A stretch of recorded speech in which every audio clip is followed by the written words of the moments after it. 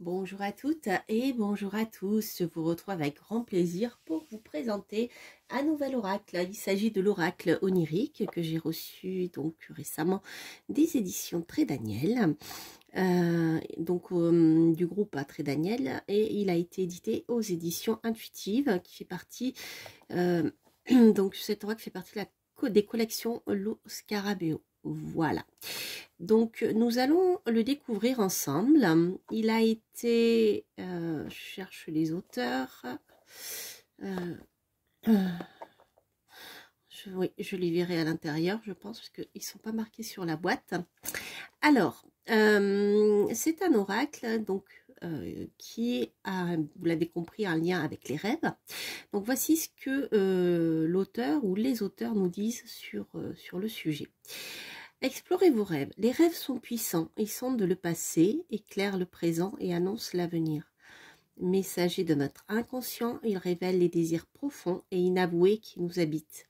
Grâce à cet oracle onirique, vous pouvez déchiffrer les symboles et les messages cachés de vos rêves. En le consultant, vous vous reconnecterez à votre âme d'enfant et à vos aspirations véritables afin d'avancer sur votre chemin de vie avec témérité et lucidité. Voilà, alors nous allons découvrir cet oracle. Regardez les illustrations, elles font un peu dessin animé, manga. Vous voyez, il y a quelque chose de léger. Donc on va voir, on va découvrir tout ceci en direct et ensemble. Alors, donc on a ici une boîte dure, comme d'habitude, hein, carton, avec un petit ruban. Les cartes sont format oracle traditionnel, mais plutôt petit. Elles sont souples et elles sont glossy. Voilà. Donc ici, vous avez super dos. Moi, j'aime beaucoup. J'aime beaucoup les dos comme ça. Voilà, simple et géométrique. Et il n'y a pas de bordure. Donc ça, c'est très bien. Moi, j'aime bien. Plus c'est naturel, mieux c'est. Alors, ça ne concerne que moi. Alors, l'oracle onirique. Donc, dans le livret qui fait une soixantaine de pages, donc on va retrouver les sujets des rêves, les cartes, les archétypes et les rêves, comment utiliser les cartes, l'interprétation et l'élaboration du rêve et la réalité comme un rêve, technique de mémorisation et de prise de conscience, rêve lucide et programmation de vos rêves. Donc il y a beaucoup de choses vraiment en lien avec les rêves, avec cet oracle. Alors, on va voir comment on peut l'utiliser. Alors, comment fonctionnent ces cartes si nous pensons pouvoir les utiliser à l'état éveillé, où notre conscience est active et où le subconscient est caché? Nous devons comprendre qu'elles ne sont pas un système divinatoire. Elles ne servent pas à poser des questions ou à trouver des réponses. Leur but est plutôt d'aider notre partie consciente, de la rendre plus réceptive à l'écoute de notre partie plus profonde en utilisant les mécanismes à la fois projectifs et méditatifs. Donc on est dans l'écoute de son intuition, hein. Un mécanisme projectif est un processus où le moi introduit sa propre personne ou des parties de lui-même dans quelque chose extérieur. Un exemple facile à comprendre est le cas où une personne observe un dessin sans contexte, par exemple deux personnes face à face. L'esprit humain tend à contempler le contexte par une projection de ses valeurs, désirs ou peurs. Et les deux personnes face à face parlent pour un individu. Pour un autre sont des amis, pour un autre sont amoureuses. Peut-être la projection de ses propres désirs. Et pour un autre encore, se dispute, peut-être une projection de ses propres peurs. Voilà, donc vous avez, voilà, les cartes ont été comment dire, conçues comme ceci. Bien sûr, donc dans les illustrations, on va retrouver des archétypes. Donc les archétypes, ce sont des idées, des symboles qui vont nous ramener à une imagerie collective et à un sens qui est caché derrière ces symboles, hein, qui parlent à tout le monde en fait. Donc voilà, on a bien le vœu sage, l'enfant divin. Voilà, le vieux sage, personne âgée qui fait autorité. Il porte en lui le concept de sagesse. L'enfant divin, c'est l'adulte qui reste enfant, etc. etc. Donc cet oracle va vraiment se baser sur ces archétypes pour nous transmettre en fait des messages. Voilà, donc ça je vous le laisserai découvrir. Donc des petits conseils pour utiliser les cartes.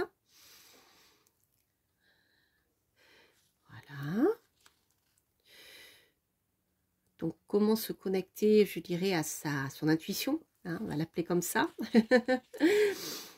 L'interprétation des cartes et l'élaboration du rêve. Alors, ici, ceux qui utilisent cet oracle doivent tirer des messages de l'ensemble des cartes et des sensations qu'elles évoquent. Peu après, ils interprètent ces émotions et leur signification. Le premier niveau d'interprétation nécessairement se situe à un niveau de conscience. Pour ce faire, il faudra répondre à ces questions. Pourquoi je choisis ces cartes-ci et pas d'autres? Pourquoi est-ce que je considère ces cartes comme plus importantes? Quelles sensations suscitent-elles en moi? Donc vous voyez, il y a une manière d'utiliser cet oracle, hein, il a été créé comme ceci, pour finalement en faire un peu d'introspection en fonction des cartes qu'on aura choisies ou tirées. Voilà, on a aussi cette approche-là qui est possible avec ce jeu. En tout cas, il était conçu comme ça. Après, vous êtes libre de l'utiliser comme vous voulez. Hein. Alors, voyez un petit mot sur l'archétype. L'archétype choisi devient un catalyseur pour notre processus intuitif et pour l'interprétation des cartes. D'une certaine façon, il indique notre objectif, notre but, notre destination et en même temps notre point de vue. Réinterpréter un rêve ou un cauchemar pour voir en lui nos propres parties et rôles, ainsi que les rôles des autres, et comprendre comment ils sont liés, représente un renforcement de la conscience de la personne. Voilà, donc il y a beaucoup de choses ensuite qui ont été écrites autour du rêve, la réalité comme rêve, etc. Donc le rêve aussi s'entend dans le sens de rêve éveillé, hein, voilà. La méditation aussi qui permet de faire comment dire, de se connecter à notre subconscient. Voilà. Donc technique de mémorisation et de prise de conscience. Vous voyez, il y a tout un... c'est un petit livret qui est riche pour faire ce travail d'introspection à l'aide de l'oracle. Mais là, on rentre vraiment ensuite dans les rêves, hein, dans les rêves lorsqu'on dort. Le rêve lucide et programmation de vos rêves, voilà. Peu de personnes savent que nous pouvons influencer le type de rêve que nous faisons et que nous pouvons devenir plus conscients de ce dont nous rêvons pendant que nous dormons.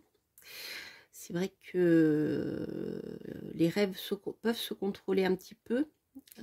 Par exemple, lorsque vous faites un mauvais rêve ou un cauchemar, bien vous pouvez si voilà, c'est un peu d'entraînement et c'est surtout le fait d'y croire, hein, vous pouvez vous programmer pour vous dire c'est un mauvais rêve, réveille-toi. Moi, ça m'est arrivé très souvent, surtout lorsque je travaillais sur mes rêves lorsque j'étais adolescente. Là, voilà, je travaille sur d'autres choses actuellement, mais lorsque je dormais et que je faisais un mauvais rêve, en fait quelque chose qui était anxiogène, je me dis ce n'est qu'un mauvais rêve, réveille-toi, réveille, et je me réveillais. Donc, vous voyez, c'est pas sorcier, ça fonctionne. Donc, il y a beaucoup de choses qui sont expliquées sur le sujet. Donc là, je ne vais pas rentrer dans les détails parce que, voilà, ça serait trop long. Donc, on a vraiment travaillé sur les rêves et fantasmes conscients. Donc ici, on est plus dans le, comment dire, on dit des fois envoyer des pensées positives, c'est-à-dire le soir, par exemple, avant de vous endormir, eh bien, vous pouvez imaginer, ce que vous avez envie, ce dont vous avez envie. Voilà, et la magie fait que souvent, ça se réalise, pas forcément tout de suite. Donc là, il y a tout un chapitre qui explique cette partie-là des rêves. Alors là, on est dans la visualisation. Oui, c'est ça, les rêves conscients. Donc c'est très très fouillé, enfin je dirais le mot rêve est fouillé dans toute sa profondeur. On n'est pas que dans le rêve, les rêves que l'on fait lorsqu'on dort. Hein. Le sujet est abordé dans toute sa complexité et le nombre de rêves qui existent. Hein, lorsqu'on parle de rêves lucides, lorsqu'on parle de rêve éveillé, lorsqu'on parle de suggestion, d'autosuggestion, lorsqu'on fait un rêve éveillé, c'est-à-dire qu'on imagine quelque chose que l'on souhaite vraiment et qu'on le fait souvent sur le plan je dirais magique entre guillemets, sur le plan énergétique, ça fonctionne. Moi, ça m'est arrivé et au début, je faisais je dirais de la magie sans le savoir. C'est-à-dire que le soir avant de m'endormir, lorsque une période était difficile, j'imaginais un avenir que j'aimerais. Et il a fini par se réaliser, vous voyez. Donc voilà, c'est vraiment le terme rêve est dans cet oracle abordé de manière très large. Donc je ne rentrerai pas dans tous les détails ensuite de l'auteur. Il faudrait voilà, il faudrait prendre le temps de le lire et tout ça. Donc là, ça serait trop long. Je vais vous présenter alors ensuite les cartes. Donc vous avez une carte avec je ne sais pas si vous le voyez ici, donc il y a toujours un mot-clé et le numéro. Et vous avez ici plusieurs mots-clés dans le livret. Donc, par exemple, jeunesse, légèreté, énergie, naïveté, surprise, nouvelle perspective, joie, enfant, etc. etc. Voilà. Et il y a 36 cartes, je crois. C'est ça. Alors, au niveau de l'auteur, justement... donc les illustrations sont de Luigi Di Giammarino et les textes de Pierluca Zizzi, si je prononce bien. Zizzi, voilà. Alors, donc, je vais vous montrer les cartes. Et ensuite, je vous proposerai, bien comme d'habitude, un tirage à deux choix. Alors, donc vous voyez, vous avez des illustrations qui sont très BD en fait. Jeunesse. Racine. J'aime beaucoup celle-ci.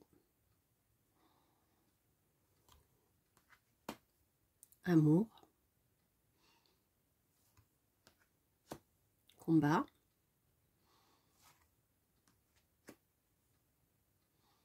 Art. Voyage. Obéissance. Enfant. Nourriture. Bénédiction. Chaussures. Chien. Maison. Donc vous voyez, hein, tout est en suspension en fait. Hein, je ne sais pas si vous avez fait attention, les chiens volent aussi. Avec la laisse, les chaussures ont des ailes. On est vraiment dans les illustrations sont très oniriques. Hein. Voilà, bénédiction, nous avons un ange aussi. Alors, hop, maison.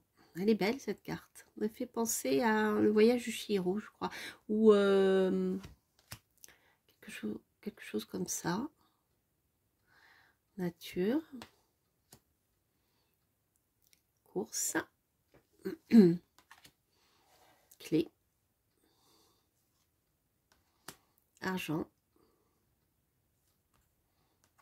Sucrerie. Médecin.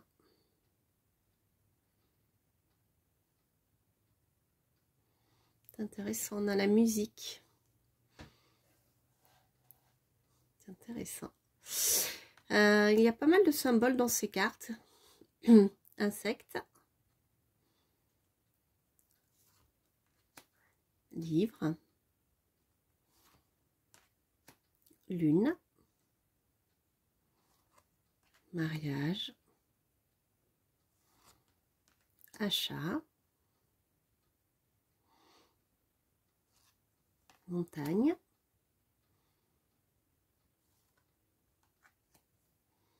Musique. voyez, le domaine artistique est assez présent. On a les livres, enfin la culture en général, et le domaine artistique, la musique, l'art, puisqu'on était dans un musée tout à l'heure. Navigation. Solitude, hein, qui permet la méditation, le voyage intérieur. Nudité.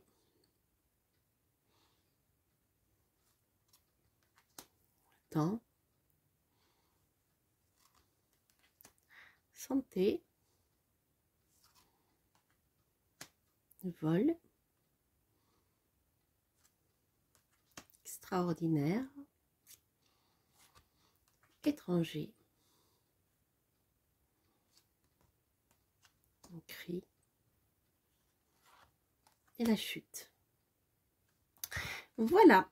Alors, pour voir comment vous pouvez travailler avec cet oracle, donc on va faire un tirage voilà, à deux choix. Hein.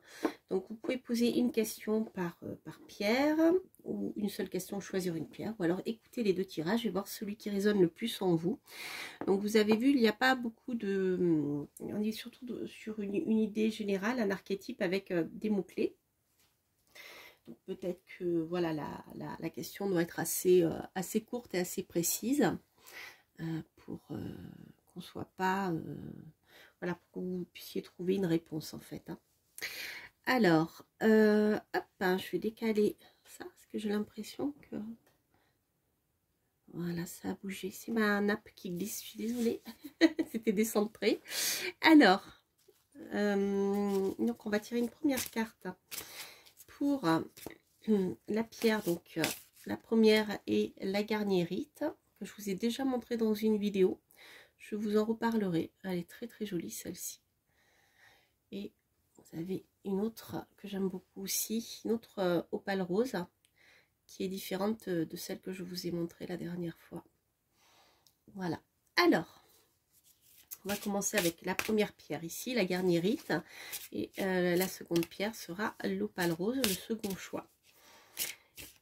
Alors les amis, donc les cartes glissent très bien. Comme je vous l'ai dit, elles sont souples, mais elles sont de bonne qualité. Alors, hop, donc la garnierite et l'opale rose.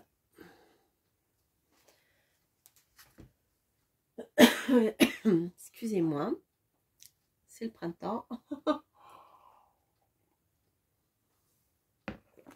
Alors, la garnierite. J'ai la lune ici. Alors, ici on est dans le domaine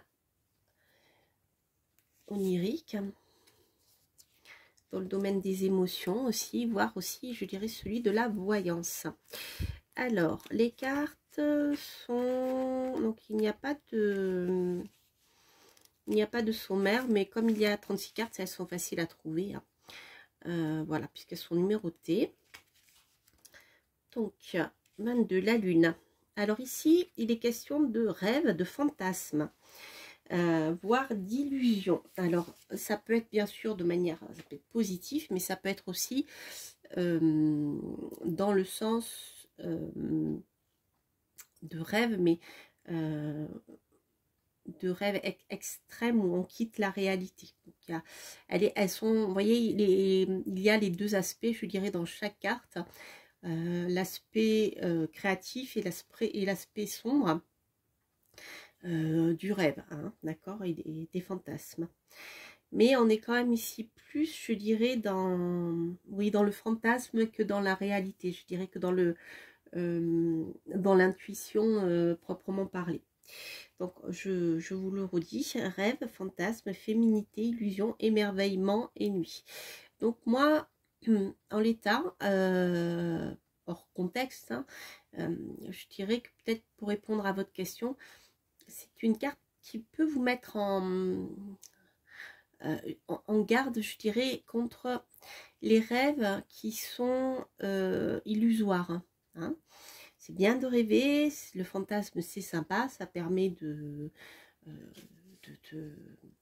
comment dire, de sortir du quotidien, de passer certaines périodes qui sont difficiles, mais attention aux illusions. Hein. Donc voilà, je dirais que c'est une carte qui peux vous mettre en garde par rapport à votre question. Ensuite, l'opale rose, on a ici la course. Donc ici, vous voyez, il y a une question d'urgence, de course contre le temps. Hein. Alors peut-être que certains d'entre vous sont dans une période où ils doivent, je dirais, faire une course contre la montre un peu. C'est comme ça que je la ressens. Donc on va voir ce que l'auteur a mis. Dynamisme, entreprise, vitesse, vision de la distance, moyen de transport. Bon, alors, donc je vous ai dit mes ressentis. Hein. Maintenant, si je prends simplement la carte avec les indications, les mots-clés des auteurs, je dirais qu'ici, il y a bien sûr une notion de vitesse et d'action qui est très importante.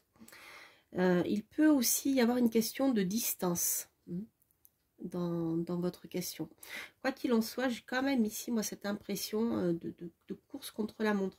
C'est comme, voilà, c'est comme si pour vous, c'était, ou ça va être le moment de passer à l'action, mais d'accélérer. Vous voyez, de donner un petit coup d'accélérateur sur par rapport à vos projets ou par rapport à votre situation pour faire avancer les choses.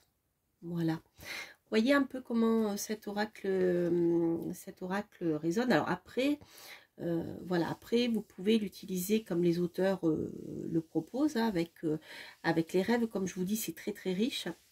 Mais vous pouvez aussi tout à fait l'utiliser à l'intuition, parce qu'on a quand même, avec les mots-clés et les illustrations, on a quand même pas mal je dirais, d'informations qui sont, voyez, assez instinctives. Hein. Vous pouvez l'utiliser même sans regarder le livret. Hein. Voilà, surtout si en plus vous êtes déjà dans la cartomancie, etc. Vous pouvez tout à fait travailler avec cet oracle à l'intuition que vous avez vu. Moi, j'ai tiré les cartes. Je vous ai dit tout de suite ce qui me venait en tête avant de vous lire simplement les mots-clés de la carte. Il y a quelque chose que j'ai attrapé et qui va au-delà qui va plus loin de ce que la carte peut sous-entendre. Donc voilà, pour ceux et celles qui sont déjà dans la voyance, la médiumnité, etc., vous avez déjà, je pense que c'est un jeu qui est facile, vous voyez, sans demander beaucoup de travail. Vous pouvez tout de suite l'utiliser comme ça, sans prendre le temps de rentrer dedans en détail. Donc ça peut être sympa aussi pour les débutants. Hein, si vous apprenez la cartomancie, déjà vous avez quand même des informations qui demandent qui ne demandent pas trop d'analyse complexe, etc. Je trouve que les cartes sont assez claires et les illustrations sont très suggestives. Hein. On voit tout de suite. Bon, la lune, c'est autre chose. Hein. Il faut connaître un peu l'archétype de la lune, hein, et la signification, mais bon, la course, c'est assez parlant. Voilà, voilà, voilà, les amis. Donc, je crois que je ne vous ai pas montré les cartes. Ah si, je vous les ai montrées. Je suis fatiguée. Je vous les ai montrées. Donc, vous avez vu, hein, les cartes sont vraiment... On a des mots simples. Hein, et voilà, une évocation à travers les illustrations. Moi, il me parle bien, cet oracle. Voilà. Voilà, voilà, voilà. Très sympa. Je suis contente de le découvrir. Je découvre en direct avec vous. J'ai été très occupée en ce moment. Et je le trouve bien sympathique. Donc, je suis contente de vous le présenter. Et donc, n'hésitez pas, bien sûr, à liker si vous avez aimé cette review, à commenter si ce tirage résonne en vous. Et bien sûr, à vous abonner si vous passez par là. J'ai plein de jolies choses à vous montrer encore. Des livres, des oracles. J'ai des vlogs aussi en préparation avec plus de contenu de technique. Mais bon, le tout, c'est de trouver le temps de le faire. Donc, ça va venir. Voilà, je vous embrasse. Je vous souhaite plein de belles choses. Et je vous dis à très bientôt pour de prochaines aventures. Portez-vous bien. Bye bye.